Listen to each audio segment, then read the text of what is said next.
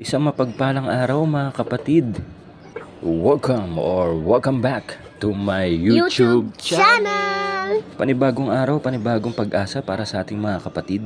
For today's video ay gagala ko po kayo kung saan tayo ay mamimili ng mga Christmas presents para sa ating mga relatives or mga kaibigan.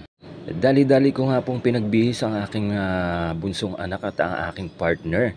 Sa ngayon ay lalabas po tayo para ibili natin ng bagong damit na susuotin ang aming bunsong anak para sa kanyang event for tomorrow. Sa pagkakataon na yan ay nauna na po ako sa aming meeting place dito sa Greenwich para kumain. Inaya ko po ang aking bunsong anak at ang aking partner para kumain dito. Dito na po kami magla-lunch sa Greenwich. Intay-intay lang po muna natin sila para kahit papano ay sabay-sabay po kaming kumain at bago ako mag-order ng aming kakainin. So, nauna po akong dumating sa kanilang dalawa kasi po nag-ayos pa po ako sa aming munting tindahan para i-organize ang aking mga grocery kanina. And finally, dumating na rin po ang aking bunsong anak. Kasama ko po ang aking partner.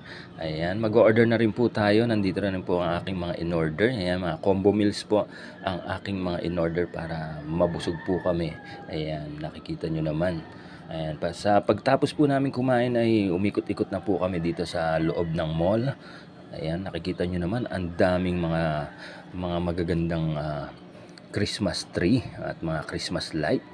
Ayan, dahil malapit na pong sumapit ang araw ng Pasko. Ayan, mag-iikot-ikot muna po kami dito sa loob ng mall para maghanap ng susuotin ng aking bunsong anak para sa kanyang event for tomorrow. Dahil hanggang bata po sila, ibigay po natin ang mga nararapat para sa kanila para may maikikwento po sila habang sila'y lumalaki. Kung mapapansin nyo, marami po talagang mga mapapamili dito sa mall. Nakikita nyo naman yung mga pang display, yung mga golden Buddha, yung mga pang souvenir na pang wedding. Ang gaganda. Yun nga lang po, kailangan nyo po talaga ng budget para sa mga ganyan kasi medyo mahal din po yung pagdating dito sa mall. Pero kung bibili niyo yan sa mga labas-labas, gaya ng mga sa Divisoria, mga mura lang po yan. Kasi dito sa mall, doble po ang presyo niyan. Yan, kung mapapansin niyo, marami pa rin tayong tinitingnan dito mga magagandang dapat bilhin. Mga payong, mga raincoat, mga towel, mga Tupperware.